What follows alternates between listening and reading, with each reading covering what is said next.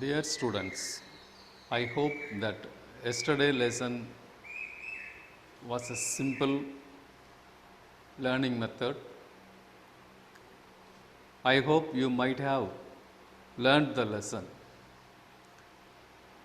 In the second part, let us learn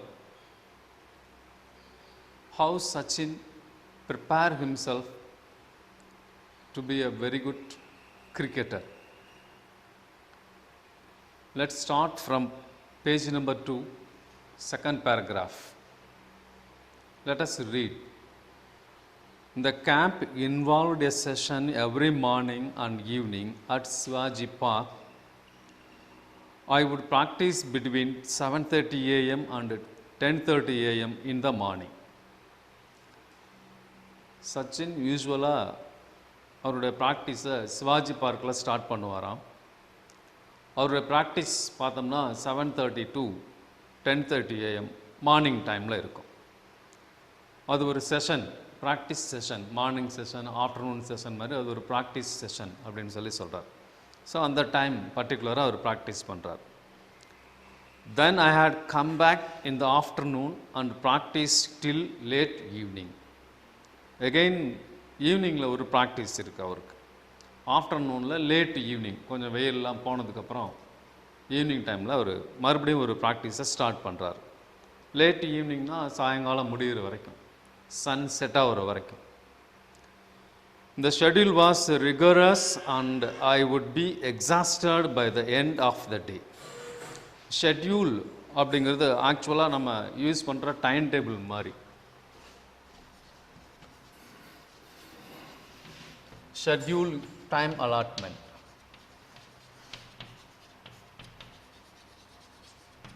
Time allotment for the purpose of a work. Schedule was rigorous. Rigorous means very tough. The session was very tough.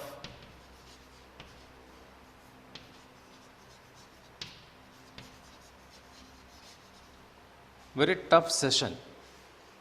It was very hard to play. ஒரு tight schedule, ரொம்ப பிஸியான ஒரு schedule. அந்த ஷெட்யூலில் டோட்டலாக அவரால் play பண்ண முடிஞ்சு exhaust ஆயிடுவார். எக்ஸாஸ்ட் மீன் பர்ன் அவுட். கம்ப்ளீட்டாக அவருடைய எனர்ஜி எல்லாமே முடிஞ்சிடும். அவ்வளோ தூரம் அவர் ப்ராக்டிஸ் பண்ணுவார். த எண்ட் ஆஃப் த டே ஒரு நாள் முழுக்க ப்ராக்டிஸ் பண்ணிவிட்டு அந்த டே முடிகிறப்ப பார்த்தோம்னா he would become very tired. Traveling to Shivaji Park took 40 minutes from my house in Bandra and I had to catch an early morning bus to make it on time.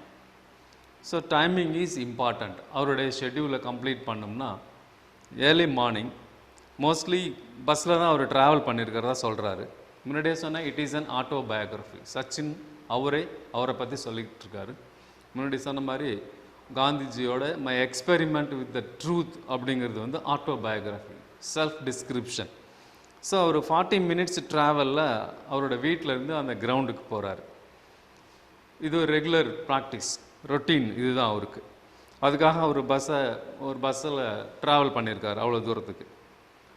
For the first few days Ajit accompanied me to get me used to the routine. அஜித்னு சொன்னது நேற்றுக்கே சொன்ன மாதிரி அவருடைய elder brother Ajit. He is interested.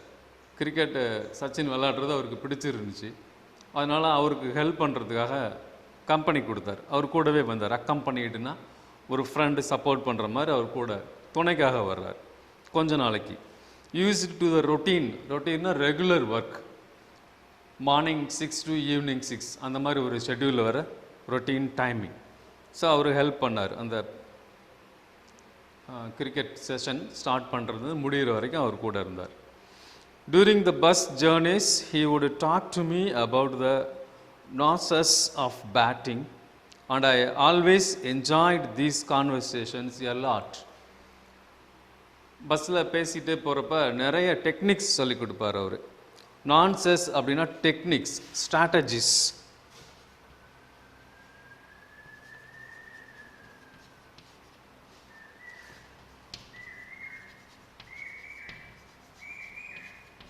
Techniques play பண்ணுற method, play பண்ணுற வே, இதெல்லாம் அவர் சொல்லிக் கொடுப்பார். சப்டிலிட்டின்னு சொல்லுவாங்க. சப்டிலிட்டி அப்படின்னா நுணுக்கங்கள், விளையாட்டில் இருக்கிற நுணுக்கங்கள், பேட்டிங்கில் இருக்க நுணுக்கங்கள். And I always enjoyed these conversations a lot. இந்த மாதிரி விளையாட்டை பற்றி அவர் பேசிட்டு போகிறது ரொம்ப பிடிக்கும். உங்களுக்கும் அந்த மாதிரி தான். உங்களுக்கு பிடிச்ச டாப்பிக்கை பற்றி பேசணும்னா எவ்வளோ நேரம் வேணாலும் கேட்டுக்கிட்டே இருப்பீங்க. இப்போ கிரிக்கெட் பிடிக்காதவங்கன்னு சொல்லி யாருமே சொல்ல முடியாது. கிரிக்கெட்டை பற்றி பேசினா நம்ம வாய்ஸ் வந்து மணிக்கணக்கில் அதை பற்றி சொல்லிக்கிட்டு இருப்பாங்க. அந்த மாதிரி தான் Sachin. In fact, the one thing that I have kept with me all my career is a note that Ajit gave me containing some thoughts about batting. அந்த மாதிரி டைமில் ஸ்டில் சச்சின் இஸ் ரிமெம்பரிங். என்னுடைய பிரதர் வந்து எனக்கு என்ன கொடுத்தாரு, அஜித் என்ன கொடுத்தாருன்னா ஒரு சின்ன நோட் ஒன்று கொடுத்துருந்தார். அது லைஃப் ஃபுல்லாக வச்சுருந்தேன். அதில் எல்லாமே நிறைய தாட் இருந்துச்சு. எந்த மாதிரி தாட் அப்படின்னா எல்லாமே பேட்டிங்கை பற்றினதாக இருந்துச்சு. பேட்டிங் எப்படி பண்ணுறது, என்ன மாதிரி ஸ்டைலு, என்ன மேனரிசம், என்னென்ன டெக்னிக்ஸ், இதெல்லாம் அவர் நோட் பண்ணி எனக்கு கொடுத்துருந்தாரு. அதான் நான் என்னுடைய லைஃப்பில் ரொம்ப நாள் பத்திரமாக வச்சுருந்தேன். It served as a very personal coaching manual. Manual அப்படின்னா குறிப்பேடு, கையால் எழுதப்பட்டதை மேனுவல்னு சொல்லுவோம். ப்ரெஸ்ஸில் பிரிண்ட் பண்ணாமல் இருக்கிறத மேனுவல். அந்த மாதிரி ஒரு மேனுவல் ஓவர் லீஃப் ஒன்று கொடுத்தாரு. அந்த ஓவர் லீஃப், அந்த நோட், அதில் வந்து எனக்கு பர்சனலாக ஒரு கோச் என்னென்ன சொல்லுவாரோ அதெல்லாம் எனக்கு அவர் நோட் பண்ணி கொடுத்துருந்தாரு. So Sachin liked it very much. Okay, next para போவோம்.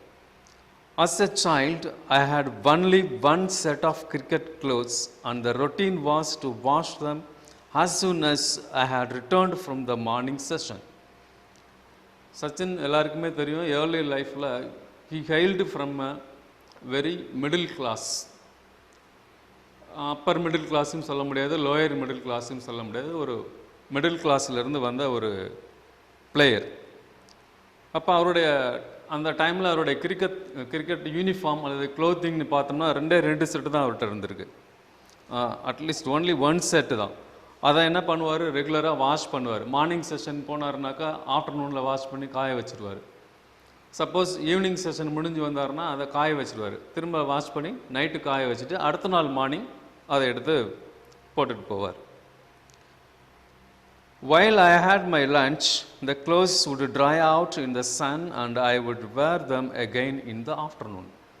மார்னிங் செஷன் 10:30க்கு முடிஞ்சுன்னா வந்ததுக்கப்புறம் ஃபஸ்ட் ஒர்க் என்னென்னா அதெல்லாம் வாஷ் பண்ணி ட்ரை பண்ணும். இவர் லஞ்சு முடிக்கிறதுக்குள்ளே அதெல்லாமே ட்ரையாக இருக்கும். திரும்ப ஆஃப்டர்நூன் செஷன் போகிறப்ப மறுபடியும் அதை போட்டுட்டு போவார். The pattern was repeated in the evening so that I could use the same set of clothes in the following morning. The pattern was repeated. Pattern அப்படிங்கிறது வந்து இங்கே மெத்தட் ஆர் ஒரு மாடல். பேட்டர்ன் இங்கே வந்து method R model. So there are many meanings for a single word. Acronyms மாதிரி, homophones மாதிரி ஒரு வேர்டுக்கு நிறைய மீனிங் இருக்கும். இதுக்கு இன்னும் நிறைய மீனிங் இருக்குது. நம்ம லெசனுக்கு வந்து இந்த பேட்டர்ன்றதை மட்டும் வச்சுக்கிட்டோம். நீங்களே கேள்விப்பட்டிருப்பீங்க, கொஸ்டின் பேட்டர்ன் அப்படின்னு கேள்விப்பட்டிருப்பீங்க. அந்த மாதிரி தான். ஸோ இந்த பேட்டர்ன் என்னென்னா இந்த மெத்தட் தான் அவர் ஃபாலோ பண்ணார். மார்னிங் வந்து வாஷ் பண்ணி போடுறது, ஆஃப்டர்நூன் அதை திரும்ப போட்டுட்டு போயிடுறது, ஈவினிங் வந்து வாஷ் பண்ணி வைக்கிறது, நெக்ஸ்ட் மார்னிங் வந்து அந்த ட்ரெஸ்ஸை போட்டுட்டு போகிறது. இதுதான் அவருடைய பேட்டர்னாக இருந்துச்சு. The system worked well apart from my pockets. The system worked well. System அப்படிங்கிறது இங்கே வந்து ஒரு ஆர்டர். அண்ட் ஆர்டர் அப்படின்னா ஒரு மாதிரி ஆர்கனைஸ்ட், சிஸ்டமேட்டிக்னு சொல்லும்ல, ஆர்கனைஸ்ட். ஸோ இந்த மெத்தடு வந்து ஹெல்ப்ஃபுல்லாக இருந்துச்சு. அப்பார்ட் ஃப்ரம் மை பாக்கெட்ஸ் என்ன ஆச்சுன்னா, பாக்கெட் மட்டும் காயாது. பாக்கெட்டில் வந்து டபுள் க்ளோத் இருக்குது இன்சைடு, இன்னொன்று அதுக்கு மேலே ஒரு கவர் வச்சுருந்துருப்பாங்க. ஸோ அது மட்டும் கொஞ்சம் சரியாக காயாமல் இருந்திருக்கும். There was never quite enough time for the pockets to dry out completely, and for the entire duration of the camp, I played with wet pockets. So அந்த மாதிரி சில நேரத்தில் காயாது. அப்போ வந்து அன்றைக்கி கேம் நான் முடிகிற வரைக்கும் ஈர பாக்கெட்டோடையே விளாண்டுட்டு இருப்பேன். அந்த காயாத பாக்கெட் பகுதியோடு தான் விளாண்டுக்கிட்டு இருந்தேன். By the middle of the summer camp, Sir had started taking an active interest in my batting, and at the end of the 2 months informed Ajit that I had the potential to be a good cricketer if I practiced all year round. இந்த camp போயிட்டுருக்கு. அப்போ என்னோடய coach மறுபடியும் என்னுடைய பிரதரை meet பண்ணுறாரு, அஜித்தை meet பண்ணி சொல்கிறார்.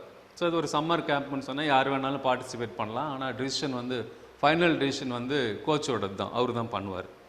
ஸோ என்னோடய பேட்டிங்கை வந்து பார்த்தாரு. End of 2 months keen observation, scrutinising பண்ணார். அப்போ அப்சர்வ் பண்ணதில் என்ன ஆச்சுன்னா, he find I was playing somewhat good. அவருக்கு ஏதோ நான் நல்லா விளையாண்டதாக தோன்றிருக்கு. என்னோடய பிரதரை கூப்பிட்டு சொன்னார், தனியாக கூட்டிகிட்டு போய் அவர்கிட்ட பேசிகிட்டு இருந்தப்போ சொன்னாராம், இவனை வந்து சம்மர் கேம்ப் வேண்டாம், ஃபுல்லாகவே இவனை விளையாட சொல்லு. இயர் ஃபுல்லாக விளையாண்டானா கண்டிப்பாக he will become a very good cricketer. அவனால் ஒரு நல்ல பிளேயராக வர முடியும். ப்ராக்டிஸ் இன்னும் நிறைய வேணும். அவன்கிட்ட டேலண்ட் இருக்குது, பொட்டன்ஷியல். பொட்டன்ஷியல் அப்படின்னா இந்த இடத்துல வந்து டேலண்ட் அப்படின்னு அர்த்தம். பொட்டன்ஷியல், பொட்டன்ஷியல், டேலண்ட், திறன், எபிலிட்டி இருந்துச்சு சச்சின்கிட்ட. ஸோ அதனால் அதை என்கரேஜ் பண்ணுறதுக்கு அவர் ஒரு அட்வைஸ் சொல்கிறார். However, my school, the New English School in Bandra, did not have cricket facilities. எனக்கு கிரிக்கெட்டில் இன்ட்ரெஸ்ட் இருந்தாலும் என்னோடய ஸ்கூலில் அதுக்கான கோச் இல்லை. And sir was keen for me to change schools if I wanted to pursue cricket seriously. ஆனால் என்னோட coach நான் கிரிக்கெட் விளையாடுறதுல சீரியஸாக இருந்தாக்க ஸ்கூலை சேஞ்ச் பண்ணலான்னு பிளான் பண்ணார். சேஞ்ச் ஆஃப் ஸ்கூல்ஸ், அந்த ஸ்கூலில் ஃபெசிலிட்டிஸ் இல்லை. அவர் ஒர்க் பண்ணுற சர்தாசிரமம் வித்யா மந்திர் ஸ்கூலில் பார்த்தா அவர் தான் கோச்சு. ஸோ அதனால் அந்த ஸ்கூலுக்கு வந்து நீ ஏன் ட்ரான்ஸ்ஃபர் பண்ணிக்கக்கூடாது அப்படின்னு ஒரு சீரியஸான ஒரு இஷ்யூ வைக்கிறார். உனக்கு கிரிக்கெட் வேணும் அப்படின்னா பர்சியூ அப்படின்னா ஃபாலோ பண்ணணும். பர்சியூனா ஃபாலோ.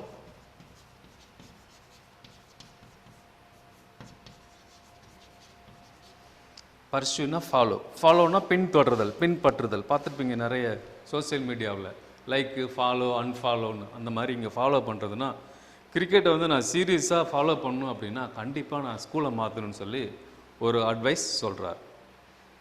சரி, நெக்ஸ்ட் பேரா வாங்க. One evening, Sir called my father and put forward his suggestion. என்னோட பிரதர் அஜித்திட்ட பேசினதோடு இல்லாமல் என்னோட அப்பாட்டையும் கூப்பிட்டு அவர் பேச ஆரம்பித்தார். ஒரு சஜஷன் கொடுத்தார். சஜஷன் அப்படின்னா இந்த இடத்துல ஒப்பீனியன், ஒரு ஐடியா கொடுத்தார். Ajith was in the room with my father at the time and they both accepted that it was necessary if cricket was to be my priority. அப்போ அஜித் என்னோடய பிரதரும் அவர் கூட இருந்தார். அவங்க பேசுனது என்ன அப்படின்னா, கிரிக்கெட்டுக்கு வந்து இம்பார்ட்டன்ஸ் கொடுக்கணும் அப்படின்னு சொல்லி சொன்னால் கண்டிப்பாக நீங்கள் சில ஸ்டெப்ஸ் எடுக்கணும், ஸ்கூலை மாற்றுற மாதிரி சில ஸ்டெப்ஸ் எடுக்கணும். ஆனால் அவங்க 2 பேரும் அக்செப்ட் பண்ணிக்கிட்டாங்க. என்ன சார் இப்படி சொல்கிறீங்க, அவனுக்கு கிரிக்கெட் நல்லா வருதுன்னு சொல்கிறீங்க, நல்லா விளையாடுறான்னு சொல்கிறீங்க, அப்போ அவனுக்கு வேறு எதுவும் இன்ட்ரெஸ்ட் இல்லைன்னு சொல்கிறீங்க. சரி பரவாயில்ல, அவன் சொல்கிற அவனுடைய ப்ரையாரிட்டி கொடுத்துருவோம். ப்ரையாரிட்டிங்கிறது இம்பார்ட்டன்ஸ், ப்ரிஃபரன்ஷியல். ஃபஸ்ட்டு வந்து எது இம்பார்ட்டன்ஸ் கொடுக்கும், ஸ்டடீஸ்க்கா, அகாடமிக்கா, கேம்ஸ்க்கா அப்படின்றப்ப யாருக்கு எது வருதோ, அகாடமிக்கில் சைன் பண்ணுறவங்க 400 மேல் சைன் பண்ணுறவங்க they may be good at sports. சில பேர் ஸ்போர்ட்ஸ் நல்லா பிடிக்கும், சில பேருக்கு பிடிக்காமல் இருக்கும். ஆனால் சச்சின் கேஸை பொறுத்த வரைக்கும் very much interested, very talented fellow. So அதனால் என்ன பண்ணாருன்னா இவருடைய ஐடியாவுக்கே விட்டுட்டார். ஓகே சார், கோச் நீங்கள் சொல்கிறீங்க, அவனை பற்றி நல்லா தெரியும், சரி அவன் கன்டினியூ பண்ணிட்டோம் வேறு ஸ்கூல் அப்படின்னு சொல்லி சொல்கிறாங்க. ஸோ அதுக்குள்ளே ஃபாதர் ஒரு கவுன்சிலிங் பண்ணுறாரு அவங்க அப்பா. My father sat me down and explained that while he did not have any objections to my changing schools. So என்னுடைய விருப்பத்தையும் கேட்குறாங்க. கோச் இப்படி சொல்கிறாரு, நீ என்ன சொல்கிற, ஸ்கூல் மாற்றிக்கிறியா, உன்னால் அந்த ஸ்கூலில் போய் நல்லா கிரிக்கெட் விளையாட முடியுமா அப்படின்லாம் சொல்லி என்னகிட்ட கேட்டார். I should do so only if I was really serious about playing cricket. சும்மா சொல்லக்கூடாது, சும்மா ஸ்கூலை மாத்துறேன்னு சொல்லிடக்கூடாது. என்ன பண்ணும், நிஜமாகவே உன்னால் கிரிக்கெட் விளையாட முடியுமா, கிரிக்கெட்டை ஃபாலோ பண்ணுவியா, கிரிக்கெட்டுக்காக தான் இப்போ ஸ்கூல் மாற்ற போகிறோம், ஒன்ஸ் ஃபார் ஆல், என்ன சொல்கிறேன்னு சொல்லி என்கிட்ட டிசைட் பண்ணி கேட்டார். நான் சொன்னேன் ஓகே அப்படின்னு சொல்லி சொன்னேன். I assured him I was, and so it was agreed that I should move to Sardashramam Vidya Mandir, where Achrekar sir was the cricket coach. நான் ஓகே சொன்னேன். அதுக்கப்புறம் என்னை வேறு ஸ்கூலுக்கு, அதாவது என்னோடய கோச் அந்த அச்ரேக்கர் சார் எங்கே ஒர்க் பண்ணுறாரோ அந்த சரதாசிரமம் வித்யா மந்திர் ஸ்கூலுக்கு நான் ட்ரான்ஸ்ஃபர் ஆகி போகிறேன். அந்த ஸ்கூலில் போய் ஜாயின் பண்ணேன். ஏன்னா பர்டிகுலராக என்னோடய கோச், கிரிக்கெட்டுக்கு இம்பார்ட்டன்ஸ் கொடுக்குற கோச் அந்த ஸ்கூலில் இருந்ததுனால அவருடைய கோச்சிங்காக நான் அந்த ஸ்கூலுக்கு ட்ரான்ஸ்ஃபர் ஆகி போகிறேன். All my excess energies were getting channeled into cricket, which acted as a kind of safety valve. அதுக்கப்புறம் என்னோடய எனர்ஜி எல்லாமே ஒரு டார்கெட்டில் ஃபிக்ஸ் ஆணுச்சு. என்ன பண்ணார்னா எக்ஸஸ் டைம் எல்லாமே எனக்கு கிரிக்கெட் ப்ராக்டிஸ் கொடுக்க ஆரம்பித்தார். ஸோ என்னுடைய எனர்ஜி எல்லாமே சேனலைஸ் பண்ணார். சேனலைஸ் அப்படிங்கிறப்ப ஒருமுகப்படுத்துறது, ஒரே இடத்துல ஒரு கோல் அல்லது ஒரு மோட்டோவாக அதை ஃபிக்ஸ் பண்ணுறது, அப்படி தான் அவர் பண்ணார். கிட்டத்தட்ட என்னுடைய எய்ம் எல்லாமே இப்போ கரெக்டாக புரிய ஆரம்பிச்சது. நான் அதுக்காக ப்ரிப்பேர் பண்ணவும் ஆரம்பித்தேன். My father always said that all he wanted me to do was give it my best effort without worrying about the results. So என்ன சொன்னார் என்னோடய ஃபாதர் லாஸ்ட்டாக, அவர் எனக்கு அட்வைஸ் பண்ணார். நான் ஸ்கூல் சேஞ்ச் பண்ணி போகிறப்ப என்ன அட்வைஸ் பண்ணாருனாக்கா, whatever you have give it to the game of cricket. Cricket தான் வேணும்னா உன்னால் பெஸ்ட்டு எவ்வளோ செய்ய முடியுமோ அதை கிரிக்கெட்டில் பண்ணு. எந்த டிபார்ட்மெண்ட்டில் உன்னால் நல்லா செய்ய முடியுமோ அதில் உன்னோட பெஸ்ட்டை கொடு. எதாக இருந்தாலும் உன்னோட பெஸ்ட்டை கொடு. பெஸ்ட் ஆஃப் எஃபர்ட்டை பண்ணினாக்கா ஈஸியாக உன்னால் ஷைன் பண்ண முடியும். ஆனால் என்ன பண்ணக்கூடாது, வித்தவுட் ஒரியிங் த ரிசல்ட்ஸ் என்ன மாதிரி ஆகும், நம்ம எப்படி ப்ளே பண்ணியிருக்கோமே, இதோட எண்டு எப்படி இருக்கும், இதுக்கப்புறம் என்னவாக இருக்கும் அப்படின்னு no over thinking, no over consideration. அதுக்கு பதிலாக என்ன பண்ணு, ஒரி பண்ணாமல் உன்னோட பெஸ்ட் ஆஃப் எஃபர்ட்டை மட்டும் கொடுத்தினா கண்டிப்பாக உன்னால் கிரிக்கெட்டில் ஷைன் பண்ண முடியும்னு என்னோடய அப்பா அட்வைஸ் பண்ணார். இன்னும் ஒரே ஒரு பாரா, நெக்ஸ்ட் பேஜ் வாங்க, பேஜ் நம்பர் 3ல் ஃபஸ்ட் பேரா. In my first year at Sharadashram, I played 55 practice matches during the summer break of 60 days. So அந்த ஸ்கூலில் போனதுக்கப்புறம் ஃபுல் டைம் கிரிக்கெட் ஆட ஆரம்பித்தேன். அவ்வளோ மேட்சஸ்ன்னு பார்த்தீங்கன்னா 60 டேஸில் 55 ப்ராக்டிஸ் மேட்சஸ் ப்ளே பண்ணியிருந்தேன். My summer sessions used to start at 7:30 AM and end at 4:30 PM. So summer செஷன்னாலும் ஃபுல் டைம் கிரிக்கெட் கேம்பாக மாறிடுச்சு. Morning to evening, dawn to dusk, காலையிலேருந்து நைட்டு வரைக்குன்ற மாதிரி மார்னிங் 7:30க்கு ஆரம்பித்தா ஈவினிங் 4:30க்கு தான் முடியும். My evening session would start at 5 PM after only a 30 minutes break. இதில் எல்லாமே அவருக்கு பிரேக்குன்னு பார்த்தீங்கன்னா டோட்டலாக ஒரு ½ an hour தான் கிடச்சிருக்கும். Very small break. During the break, sir would often give me some money to go and have vada pav, a popular Mumbai fast food. So நான் டயர்டாக இருக்கிறத பார்த்ததுக்கப்புறம் என்ன பண்ணுவார் என்னோடய கோச்சுன்னா, அப்போ அந்த பிரேக்கில் எனக்கு கொஞ்சம் சாப்பிட்றதுக்காக வடை பாவ் சாப்பிடணும்னு சொல்லி கொஞ்சம் காசு கொடுத்து போய் சாப்பிட்டுட்டு வா, ஏதாவது ஸ்நாக்ஸ் சாப்பிடுவான்னு சொல்லி அனுப்பி வைப்பார். இந்த மாதிரி என்னுடைய சம்மர் செஷன் சரதாசிரமம் வித்யா மந்திர் ஸ்கூலில் ஸ்டார்ட் ஆணுச்சு.